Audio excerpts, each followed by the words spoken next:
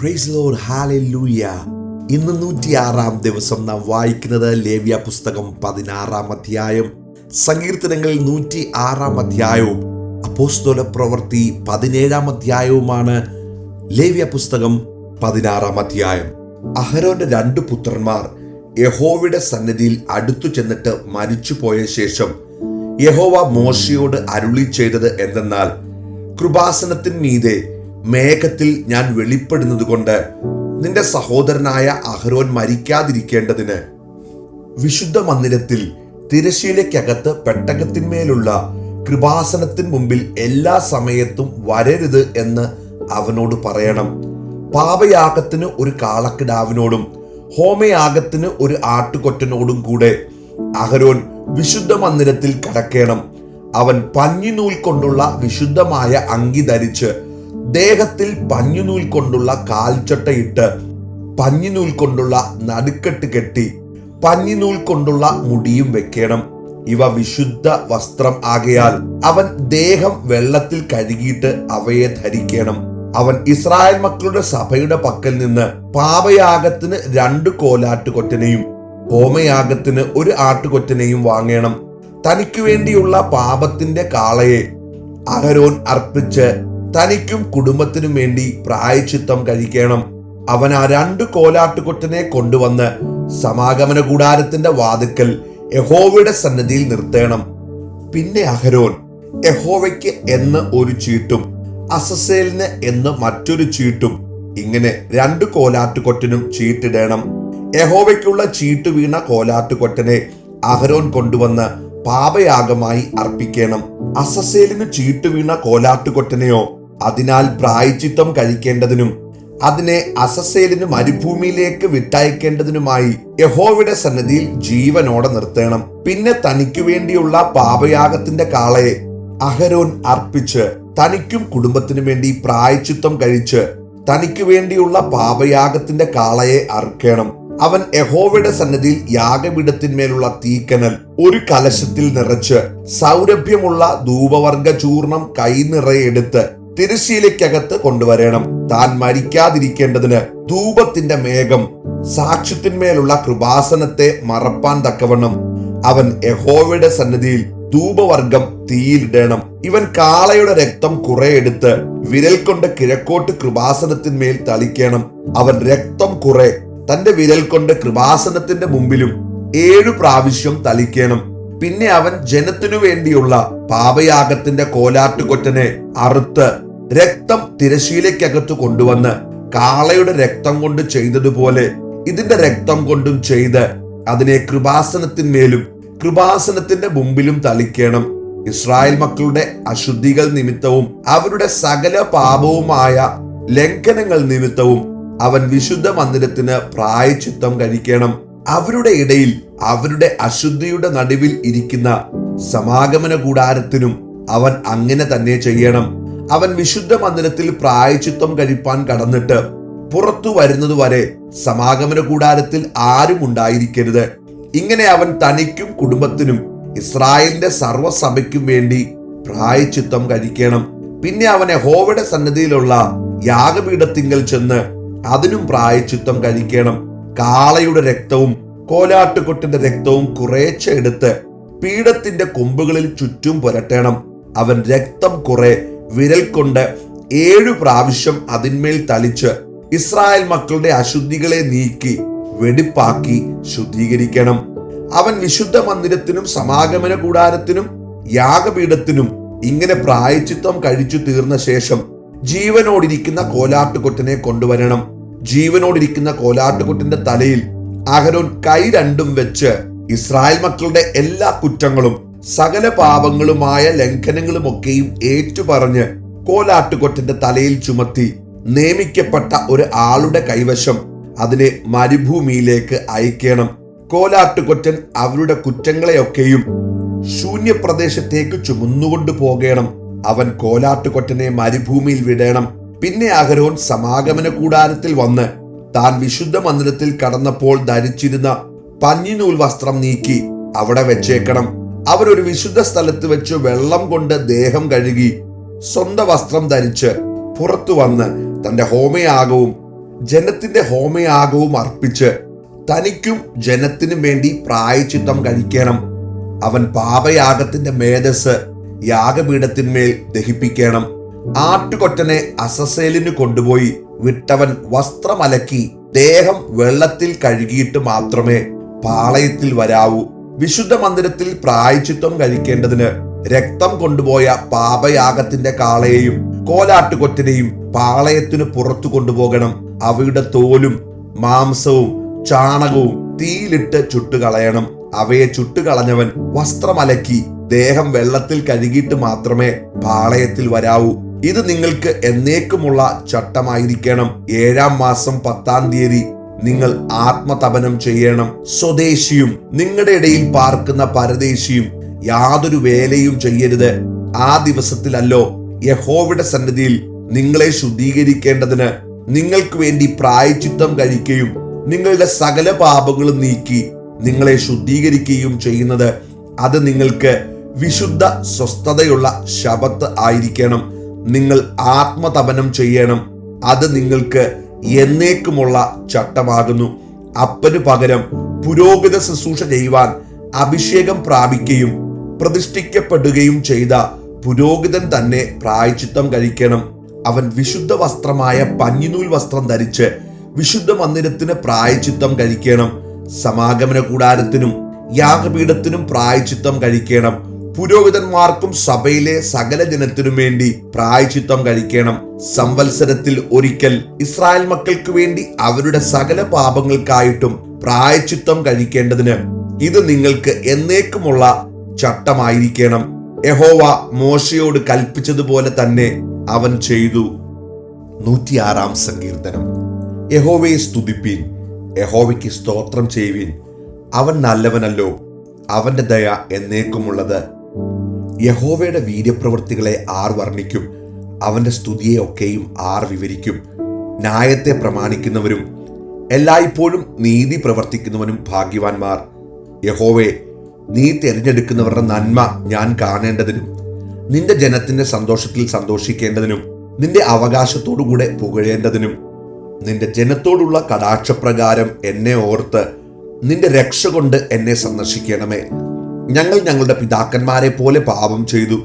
ഞങ്ങൾ അകൃത്യവും ദുഷ്ടതയും പ്രവർത്തിച്ചു. ഞങ്ങളുടെ പിതാക്കന്മാർ മിസ്രൈമിൽ വെച്ച് നിന്റെ അത്ഭുതങ്ങളെ ഗ്രഹിക്കാതെയും നിന്റെ മഹാദയെ ഓർക്കാതെയും കടൽക്കരയിൽ ചെങ്കടൽക്കരയിൽ വെച്ച് തന്നെ മത്സരിച്ചു. എന്നിട്ടും അവൻ തന്റെ മഹാശക്തി വെളിപ്പെടുത്തേണ്ടതിന് തന്റെ നാമനിമിത്തം അവരെ രക്ഷിച്ചു. അവൻ ചെങ്കടലിനെ ശാസിച്ചു, അത് ഉണങ്ങിപ്പോയി. അവൻ അവരെ മരുഭൂമിയിൽ കൂടി എന്ന പോലെ ആഴിയിൽ കൂടെ നടത്തി. അവൻ പകയന്റെ കയ്യിൽ നിന്ന് അവരെ രക്ഷിച്ചു, ശത്രുവിന്റെ കയ്യിൽ നിന്ന് അവരെ വീണ്ടെടുത്തു. വെള്ളം അവരുടെ വൈരികളെ മൂടിക്കളഞ്ഞു, അവരിൽ ഒരുത്തനും ശേഷിച്ചില്ല. അവർ അവന്റെ വചനങ്ങളെ വിശ്വസിച്ചു, അവന് സ്തുതി പാടുകയും ചെയ്തു. എങ്കിലും അവർ വേഗത്തിൽ അവന്റെ പ്രവൃത്തികളെ മറന്നു, അവന്റെ ആലോചനയ്ക്ക് കാത്തിരുന്നതുമില്ല. മരുഭൂമിയിൽ വെച്ച് അവർ ഏറ്റവും മോഹിച്ചു. നിർജ്ജന പ്രദേശത്ത് അവർ ദൈവത്തെ പരീക്ഷിച്ചു. അവർ അപേക്ഷിച്ചത് അവൻ അവർക്ക് കൊടുത്തു. എങ്കിലും അവരുടെ പ്രാണന് ക്ഷയമയച്ചു. പാളയത്തിൽ വെച്ച് അവർ മോശയോടും യഹോവയുടെ വിശുദ്ധനായ അഹരോനോടും അസൂയപ്പെട്ടു. ഭൂമി പിളർന്ന് ദാഥാനെ വിഴുങ്ങി, അബീരാമിന്റെ കൂട്ടത്തെയും മൂടിക്കളഞ്ഞു. അവരുടെ കൂട്ടത്തിൽ തീ കത്തി, അഗ്നിജ്വാല ദുഷ്ടന്മാരെ ദഹിപ്പിച്ചു കളഞ്ഞു. അവർ ഹോരേബിൽ വെച്ച് ഒരു കാളക്കുട്ടിയെ ഉണ്ടാക്കി, വാർത്തുണ്ടാക്കിയ വിഗ്രഹത്തെ നമസ്കരിച്ചു. ഇങ്ങനെ അവർ തങ്ങളുടെ മഹത്വമായവനെ പുല്ലു തിന്നുന്ന കാളയോട് സദൃശ്യനാക്കി തീർത്തു. മിസ്രൈമിൽ വലിയ കാര്യങ്ങളും ഹാമിന്റെ ദേശത്ത് അത്ഭുത പ്രവൃത്തികളും ചെങ്കടലിങ്കൽ ഭയങ്കര കാര്യങ്ങളും ചെയ്തവനായി തങ്ങളുടെ രക്ഷിതാവായ ദൈവത്തെ അവർ മറന്നു കളഞ്ഞു. ആകയാൽ അവരെ നശിപ്പിക്കുമെന്ന് അവൻ അരുളി ചെയ്തു. അവന്റെ വൃതനായ മോശെ കോപത്തെ ശമിപ്പിപ്പാൻ അവന്റെ സന്നിധിയിൽ പിളർപ്പി നിന്നില്ലെങ്കിൽ അവൻ അവരെ നശിപ്പിച്ചു കളയുമായിരുന്നു. അവർ മനോഹര ദേശത്തെ നിരസിച്ചു, അവന്റെ വചനത്തെ വിശ്വസിച്ചതുമില്ല. അവർ തങ്ങളുടെ കൂടാരങ്ങളിൽ വെച്ച് പുറപുറത്തു, യഹോവയുടെ വചനം കേൾക്കാതെയിരുന്നു. അതുകൊണ്ട് അവൻ മരുഭൂമിയിൽ അവനെ വീഴിക്കുമെന്നും അവരുടെ സന്തതിയെ ജാതികളുടെ ഇടയിൽ നശിപ്പിക്കുമെന്നും അവരെ ദേശങ്ങളിൽ ചിതറിച്ചു കളയുമെന്നും അവർക്ക് വിരോധമായി തന്റെ കൈ ഉയർത്തി സത്യം ചെയ്തു. അനന്തരം അവർ ബാൽ പെരൂരിനോട് ചേർന്നു പ്രേതങ്ങൾക്കുള്ള ബലികളെ തിന്നു. ഇങ്ങനെ അവർ തങ്ങളുടെ ക്രിയകളാൽ അവനെ കോപിപ്പിച്ചു. പെട്ടെന്ന് ഒരു ബാധ അവർക്ക് തട്ടി. അപ്പോൾ ഫീനെഹാസ് എഴുന്നേറ്റ് ശിക്ഷ നടത്തി ബാധ നിർത്തലാകുകയും ചെയ്തു. അത് എന്നേക്കും തലമുറ തലമുറയായി അവന് നീതിയായി എണ്ണിയിരിക്കുന്നു. മെരിബ വെള്ളത്തിങ്കലും അവർ അവനെ കോപിപ്പിച്ചു. അവരുടെ നിമിത്തം മോശയ്ക്കും ദോഷം ഭവിച്ചു. അവർ അവന്റെ മനസ്സിനെ കോപിപ്പിച്ചതുകൊണ്ട് അവൻ അധരങ്ങളാൽ അവിവേകം സംസാരിച്ചു പോയി. യഹോവ തങ്ങളോട് നശിപ്പിപ്പാൻ കൽപ്പിച്ചതുപോലെ അവർ ജാതികളെ നശിപ്പിച്ചില്ല. അവർ ജാതികളോട് ഇടകലർന്നു അവരുടെ പ്രവൃത്തികളെ പഠിച്ചു. അവരുടെ വിഗ്രഹങ്ങളെയും സേവിച്ചു. അവ അവർക്കൊരു കണിയായി തീർന്നു. തങ്ങളുടെ പുത്രന്മാരെയും പുത്രിമാരെയും അവർ ഭൂതങ്ങൾക്ക് ബലി കഴിച്ചു. അവർ കുറ്റമില്ലാത്ത രക്തം പുത്രിപുത്രന്മാരുടെ രക്തം തന്നെ ചൊരിഞ്ഞു. അവരെ അവർ കനാന്യ വിഗ്രഹങ്ങൾക്ക് ബലി കഴിച്ചു. ദേശം രക്തപാതകം കൊണ്ട് അശുദ്ധമായി തീർന്നു. ഇങ്ങനെ അവർ തങ്ങളുടെ ക്രിയകളാൽ മലിനപ്പെട്ടു, തങ്ങളുടെ കർമ്മങ്ങളാൽ പരസംഗം ചെയ്തു. അതുകൊണ്ട് യഹോവയുടെ കോപം തന്റെ ജനത്തിന്റെ നേരെ ജ്വലിച്ചു. അവൻ തന്റെ അവകാശത്തെ വെറുത്തു. അവൻ അവരെ ജാതികളുടെ കയ്യിൽ ഏൽപ്പിച്ചു. അവരെ പകച്ചവർ അവരെ ഭരിച്ചു. അവരുടെ ശത്രുക്കൾ അവരെ ഞെരുക്കി. അവർ അവർക്ക് കീഴടങ്ങേണ്ടി വന്നു. പലപ്പോഴും അവൻ അവരെ വിടുവിച്ചു. എങ്കിലും അവർ തങ്ങളുടെ ആലോചനയാൽ അവനോട് മത്സരിച്ചു. തങ്ങളുടെ അകൃത്യം നിമിത്തം അധോഗതി പ്രാപിച്ചു. എന്നാൽ അവരുടെ നിലവിളി കേട്ടപ്പോൾ അവൻ അവരുടെ കഷ്ടതയെ കടാക്ഷിച്ചു. അവൻ അവർക്കായി തന്റെ നിയമത്തെ ഓർത്തു. തന്റെ മഹാദയ പ്രകാരം അനുദപിച്ചു. അവരെ ബദ്ധരാക്കി കൊണ്ടുപോയവർക്കെല്ലാം അവരോട് കനിവ് തോന്നുമാറാക്കി. ഞങ്ങളുടെ ദൈവമായ യഹോവേ, ഞങ്ങളെ രക്ഷിക്കണമേ. നിന്റെ വിശുദ്ധ നാമത്തിന് സ്തോത്രം ചെയ്യുവാനും നിന്റെ സ്തുതിയിൽ പ്രശംസിപ്പാനും ജാതികളുടെ ഇടയിൽ നിന്ന് ഞങ്ങളെ ശേഖരിക്കണമേ. ഇസ്രായേലിന്റെ ദൈവമായ യഹോവ എന്നും എന്നേക്കും വാഴ്ത്തപ്പെടുമാറാകട്ടെ. ജനമെല്ലാം ആമേൻ എന്ന് പറയട്ടെ. യഹോവയെ സ്തുതിപ്പീൻ. അപ്പോസ്തല പ്രവൃത്തി 17-ാം അധ്യായം. അവർ അംഫിപൊലീസിലും അപ്പല്യോനിയിലും കൂടി കടന്ന് തെസ്സലോനിക്കയിലെത്തി. അവിടെ യഹൂദന്മാരുടെ ഒരു പള്ളി ഉണ്ടായിരുന്നു. പൗലോസ് പതിവ് പോലെ അവരുടെ അടുക്കൽ ചെന്ന് 3 ശബത്തിൽ തിരുവെഴുത്തുകളെ ആധാരമാക്കി അവരോട് വാദിച്ചു. ക്രിസ്തു കഷ്ടമനുഭവിക്കുകയും മരിച്ചവരിൽ നിന്ന് ഉയർത്തെഴുന്നേൽക്കുകയും ചെയ്യേണ്ടതെന്നും ഞാൻ നിങ്ങളോട് അറിയിക്കുന്ന ഈ യേശു തന്നെ ക്രിസ്തു എന്നും തെളിയിച്ച് വിവരിച്ചു കൊണ്ടിരുന്നു. അവരിൽ ചിലരും ഭക്തിയുള്ള യവനന്മാരിൽ ഒരു വലിയ കൂട്ടവും മാന്യ സ്ത്രീകളിൽ അനേകരും വിശ്വസിച്ച് പൗലോസിനോടും ശീലാസിനോടും ചേർന്നു. യഹൂദന്മാരോ അസൂയ പൂണ്ട് മിനക്കെട്ട് നടക്കുന്ന ചില ദുഷ്ടന്മാരെ ചേർത്ത് പുരുഷാരത്തെ ഇളക്കി പട്ടണത്തിൽ കലഹമുണ്ടാക്കി യാസോന്റെ വീട് വളഞ്ഞ് അവരെ ജനസമൂഹത്തിൽ കൊണ്ടുവരുവാൻ ശ്രമിച്ചു. അവരെ കാണാഞ്ഞിട്ട് യാസോനെയും ചില സഹോദരന്മാരെയും നഗരാധിപന്മാരുടെ അടുക്കലേക്ക് ഇഴച്ചുകൊണ്ട് ഭൂലോകത്തെ കലഹിപ്പിച്ചവർ ഇവിടെയും എത്തി. യാസോൻ അവരെ കൈക്കൊണ്ടുമിരിക്കുന്നു. അവരൊക്കെയും യേശു എന്ന മറ്റൊരുവൻ രാജാവെന്ന് പറഞ്ഞുകൊണ്ട് കൈസരുടെ നിയമങ്ങൾക്ക് പ്രതികൂലമായി പ്രവർത്തിക്കുന്നുവെന്ന് നിലവിളിച്ചു. ഇത് കേട്ടിട്ട് പുരുഷാരവും നഗരാധിപന്മാരും ഭ്രമിച്ച് യാസോൻ മുതലായവരുടെ ജാമ്യം വാങ്ങി അവരെ വിട്ടയച്ചു. സഹോദരന്മാർ ഉടനെ രാത്രിയിൽ തന്നെ പൗലോസിനെയും ശീലാസിനെയും ബെരോവയ്ക്ക് പറഞ്ഞയച്ചു. അവിടെ എത്തിയാറെ അവർ യഹൂദന്മാരുടെ പള്ളിയിൽ പോയി. അവർ തെസ്സലോനിക്കയിലുള്ളവരെക്കാൾ ഉത്തമന്മാരായിരുന്നു. അവർ വചനം പൂർണ്ണ ജാഗ്രതയോടെ കൈക്കൊണ്ടതല്ലാതെ അത് അങ്ങനെ തന്നെയോ എന്ന് ദിനം പ്രതി തിരുവെഴുത്തുകളെ പരിശോധിച്ചു വന്നു. അവരിൽ പലരും മാന്യരായ യവന സ്ത്രീകളിലും പുരുഷന്മാരിലും അനേകരും വിശ്വസിച്ചു. പൗലോസ് ബെരോവയിലും ദൈവവചനം അറിയിച്ചത് തെസ്സലോനിക്കയിലെ യഹൂദന്മാർ അറിഞ്ഞു. അവിടെയും വന്ന് പുരുഷാരത്തെ ഇളക്കി ഭ്രമിപ്പിച്ചു. ഉടനെ സഹോദരന്മാർ പൗലോസിനെ സമുദ്രതീരത്തേക്ക് പറഞ്ഞയച്ചു. ശീലാസും തിമത്തിയോസും അവിടെ തന്നെ പാർത്തു. പൗലോസിനോടുകൂടെ വഴിത്തുണ പോയവർ അവനെ അഥേനയോളം കൊണ്ടുപോയി. ശീലാസും തിമത്തിയോസും കഴിയുന്ന വേഗത്തിൽ തന്റെ അടുക്കൽ വരണമെന്നുള്ള കൽപ്പന വാങ്ങി മടങ്ങിപ്പോന്നു. അഥേനയിൽ പൗലോസ് അവർക്കായി കാത്തിരിക്കുമ്പോൾ നഗരത്തിൽ ബിംബങ്ങൾ നിറഞ്ഞിരിക്കുന്നത് കണ്ട് മനസ്സിന് ചൂടുപിടിച്ചു. അവൻ പള്ളിയിൽ വെച്ച് യഹൂദന്മാരോടും ദൈവഭക്തന്മാരോടും ചന്തസ്ഥലത്ത് ദിവസേന കണ്ടവരോടും സംഭാഷിച്ചു പോന്നു. എപ്പിക്കൂര്യരും സ്റ്റോയിക്കരും ആയ തത്വജ്ഞാനികളിൽ ചിലർ അവനോട് വാദിച്ചു, ഈ വിടുവായൻ എന്തു പറവാൻ പോകുന്നു എന്ന് ചിലരും, അവൻ യേശുവിനെയും പുനരുദ്ധാനത്തെയും പ്രസംഗിക്കൊണ്ട് ഇവൻ അന്യദേവതകളെ ഘോഷിക്കുന്നവനെന്ന് തോന്നുന്നു എന്ന് മറ്റു ചിലരും പറഞ്ഞു. പിന്നെ അവനെ പിടിച്ച് അരയോപക കുന്നിന്മേൽ കൊണ്ടുചെന്ന്, നീ പ്രസ്താവിക്കുന്ന ഈ നവീനോപദേശം ഇന്നത് എന്ന് ഞങ്ങൾക്ക് അറിയാമോ? നീ ചില അപൂർവങ്ങളെ ഞങ്ങളുടെ ചെവിയിൽ കടത്തുന്നുവല്ലോ. അത് എന്ത് എന്ന് അറിവാൻ ഞങ്ങൾ ആഗ്രഹിക്കുന്നു എന്ന് പറഞ്ഞു. എന്നാൽ അഥേനരൊക്കെയും അവിടെ വന്ന് പാർക്കുന്ന പരദേശികളും വല്ല പുതുമയും പറയുകയോ കേൾക്കുകയോ ചെയ്യുവാനല്ലാതെ മറ്റൊന്നിനും അവസരമുള്ളവരല്ല. പൗലോസ് അരയോപക മധ്യേ നിന്നുകൊണ്ട് പറഞ്ഞത്, അഥേന പുരുഷന്മാരെ, നിങ്ങൾ എല്ലാറ്റിലും അതിഭക്തന്മാരെന്ന് ഞാൻ കാണുന്നു. ഞാൻ ചുറ്റി നടന്ന് നിങ്ങളുടെ പൂജാസ്ഥാനങ്ങളെ നോക്കുമ്പോൾ അജ്ഞാത ദേവന് എന്ന് എഴുത്തുള്ള ഒരു വേദിക്കല്ല് കണ്ടു. എന്നാൽ നിങ്ങൾ അറിയാതെ പൂജിക്കുന്നത് തന്നെ ഞാൻ നിങ്ങളോട് അറിയിക്കുന്നു. ലോകവും അതിലുള്ളത് ഒക്കെയും ഉണ്ടാക്കിയ ദൈവം സ്വർഗത്തിനും ഭൂമിക്കും നാഥനാകൊണ്ട് കൈപ്പണിയായ ക്ഷേത്രങ്ങളിൽ വാസം ചെയ്യുന്നില്ല.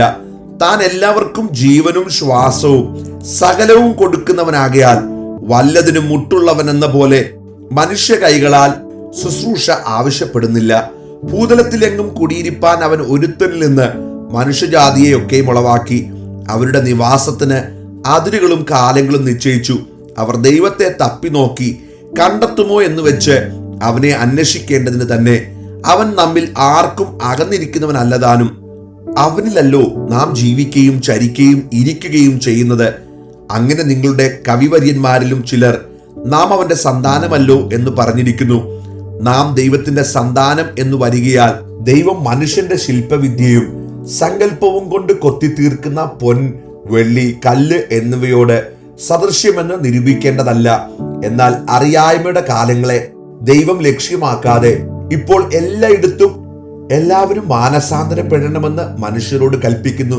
താൻ നിയമിച്ച പുരുഷൻ മുഖാന്തരം ലോകത്തെ നീതിയിൽ ന്യായം വിധിപ്പാൻ അവനൊരു ദിവസത്തെ നിശ്ചയിച്ചു. അവനെ മരിച്ചവരിൽ നിന്ന് ഉയർത്തെഴുന്നേൽപ്പിച്ചതിനാൽ എല്ലാവർക്കും അതിന്റെ ഉറപ്പ് നൽകിയുമിരിക്കുന്നു. മരിച്ചവരുടെ പുനരുദ്ധാനത്തെക്കുറിച്ച് കേട്ടിട്ട് ചിലർ പരിഹസിച്ചു. മറ്റു ചിലർ, ഞങ്ങൾ ഇതിനെപ്പറ്റി പിന്നെയും നിന്റെ പ്രസംഗം കേൾക്കാം എന്ന് പറഞ്ഞു. അങ്ങനെ പൗലോസ് അവരുടെ നടുവിൽ നിന്ന് പോയി. ചിലർ പുരുഷന്മാർ അവനോട് ചേർന്ന് വിശ്വസിച്ചു. അവരിൽ അരയോപകസ്ഥാനിയായ ദിയോന്യസ്യോസും ദമരിസ് എന്നു പേരുള്ള ഒരു സ്ത്രീയും മറ്റു ചിലരും ഉണ്ടായിരുന്നു.